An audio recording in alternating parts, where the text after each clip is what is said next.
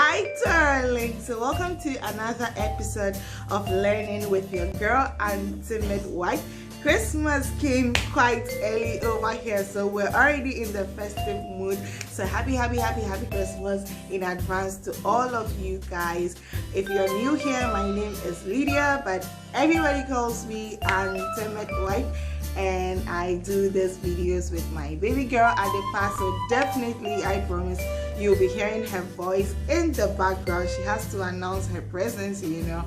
Yes, so if you're new here, Auntie Midwife is basically a pregnancy and parenting vlog. So this is where to go for expert advice and information on everything pertaining to pregnancy, labor, postpartum, newborn care, dealing with fertility, family planning, miscarriages, and yes, everything in between.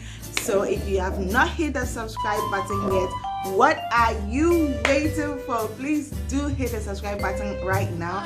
And if you have already subscribed to this button, you know what I say, thank you so much for the love and support, and I really do appreciate it. I keep getting your messages and comments, and some of you meet me in person, and I much appreciated. I am so grateful for the love so far.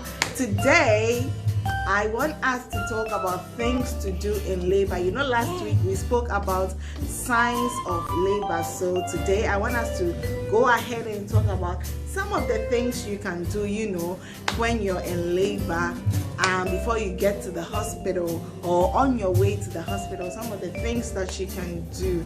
Yes, so why don't you get your pens and jotters if you're ready like I am, and let's dive right into it.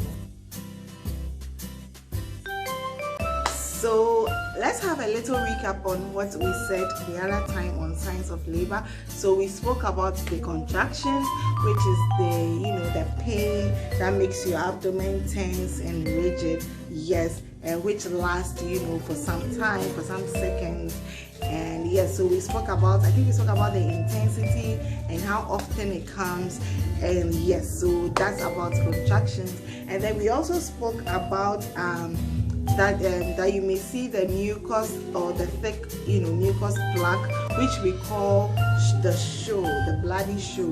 Okay, so we also mentioned that, and we said that you could see this mucus plaque, and it's usually mixed with blood. Okay, and then we also spoke about the bag of water breaking, which is the rupture of membranes. Okay, so that's just a little recap on signs of labor. So today let's go on and talk about the things you do when in labor.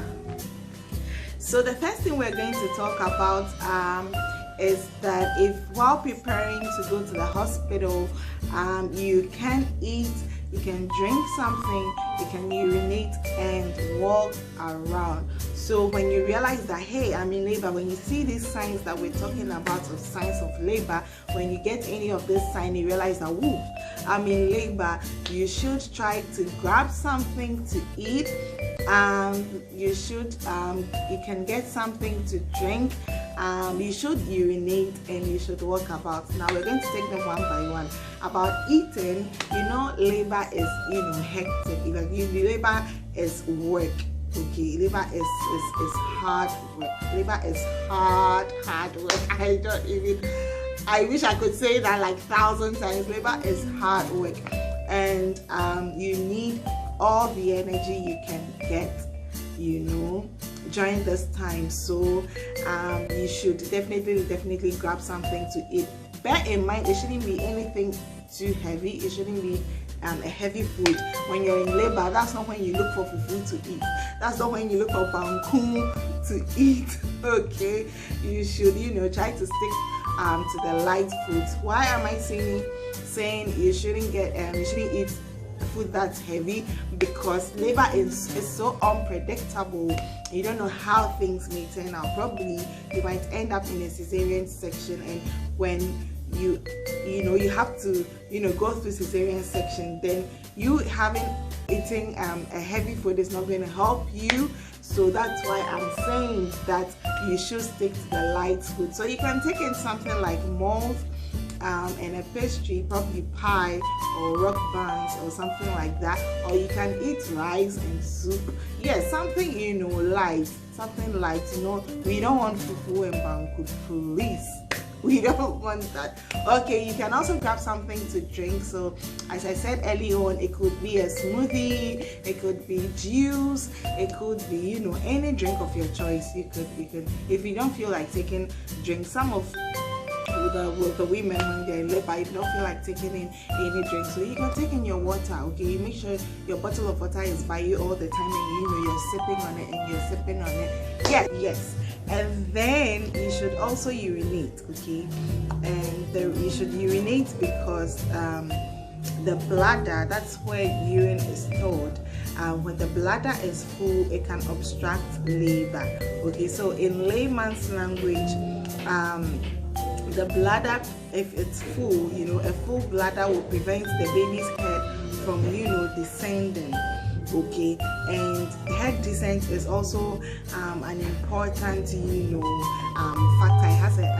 It plays an important role, you know, in labor. So if your baby's head, if your cervical, you know, your dilatation is okay, that's if your cervix is dilating fine, and your baby's head is not, you know, descending well, labor can be prolonged. Okay, and we don't want that, and we don't want that for you. So that's why it's important for you to, you know, urinate, you know, when you're in labor, so that to make sure that your bladder is empty, you know, at all times, because we do not want a full bladder to, you know, obstruct or prolong the labor. So that's just it. And then also the last thing is to walk around. Okay, walk around. And walking around in labor is very important.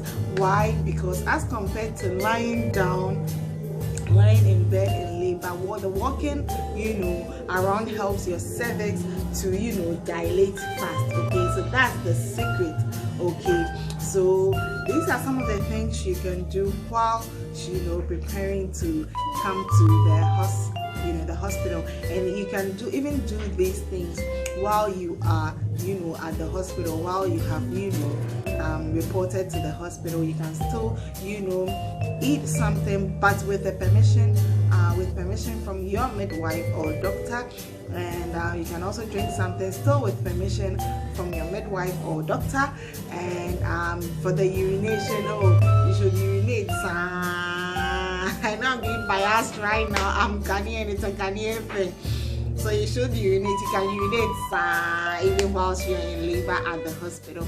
And also you can walk around. Your midwife would even encourage you, you know, that if you are not, you know, almost, you know, get fully dilated and you're around 4 centimeters, 5 centimeters, 6 centimeters, your midwife can even you know, advise you to, you know, get out of bed and walk around. Okay, when you're in latent phase, let's say 2 cm, 3 cm, or yeah, your midwife will even encourage you to walk around. So yes, so these are some of the things you can do while preparing to come to the hospital. So you can eat, you can drink, you can urinate, you should urinate, and you should walk around. The next thing you can do during labor is that if the contractions increase, then you should take a deep breath through the nose and release it from the mouth.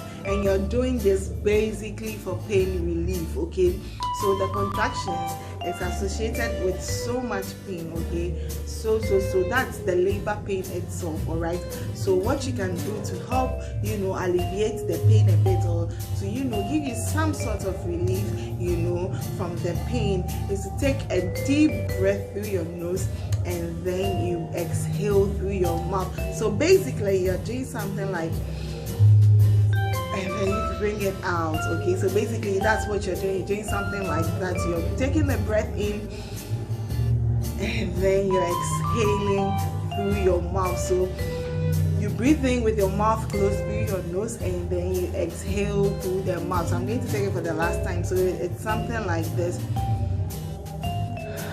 And then you bring it out through the mouth. So you're doing that, you know, anytime you have the contractions. When you do that, it helps, you know, to give you pain relief. All right, our next thing that we'll talk about is if you feel a need to go to toilet. This may mean that the baby is going to come soon, and you should definitely call for assistance. Why are we saying if you feel the urge to go to toilet, it means baby is coming soon? It's because when the head is descending, it exerts pressure, you know, on your rectum and all that, so it's going to make you feel like pooping. All right, that's basically it. So when your head, you know, has descended and it's descending and it's almost there and it's right in, you know, your perineum or about to get there, you know, it's going to make you feel like, you know, you need to go to the toilet. You're going to have that urge to go to the toilet. So this is not when you know you're at the hospital and then you get up on your own without telling your midwife anything, and then you go to the washroom that you're going to toilet. You're going to poop your baby out into the toilet bowl. Let me just put it straight out like that. I'm sorry for being so raw, but that is what is going to happen. If you're not careful, you're going to poop your baby out.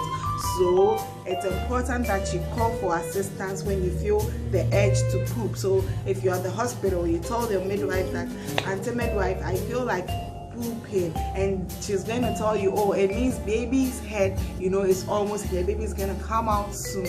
All right, so that's just it. If you feel a need to go to toilet, this may mean that baby is going to come soon. So it's another sign to tell you that, oh, I'm almost there, like baby's almost out, you're going to feel the urge to poop.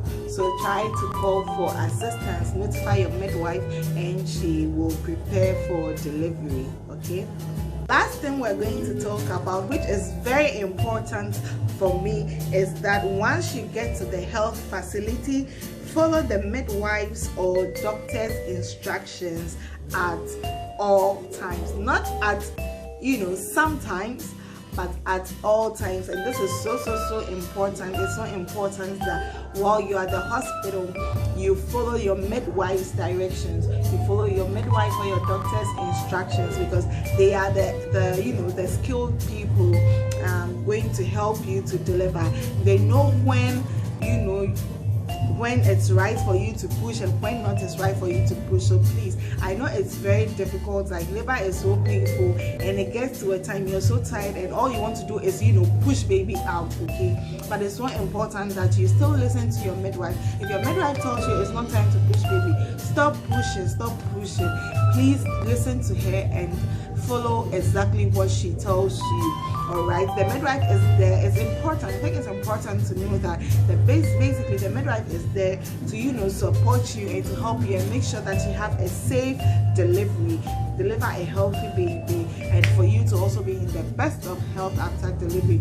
So you should follow what your midwife says. Some patients are so stubborn, like so headstrong and stubborn, and having gone through labor, I can understand and relate, but it's still so important that you listen to your midwife. Some of you tend to be rude during labor. I've had, when I was working at a private hospital, I've had patients who were so rude to me, and bear in mind, your midwife wouldn't take it to heart because she knows you're going through pain, and we all have different ways we react to pain, and some people are going to be so rude to us, so we know that. So we're not holding grudges against you, or we're not going to hold a grudge against you or hold you from that.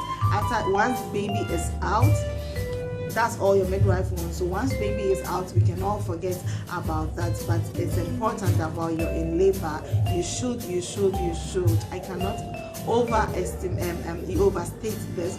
You should definitely listen to the instructions of your midwife or doctor. So basically, these are some of the things you can do during labor. yeah, I think that's just about it. So I'm going to end the video here. I don't intend to make this long, so you know how we do it. If you have any questions for me, please write them in the comment section, or get back to me, get to me through my social media handles.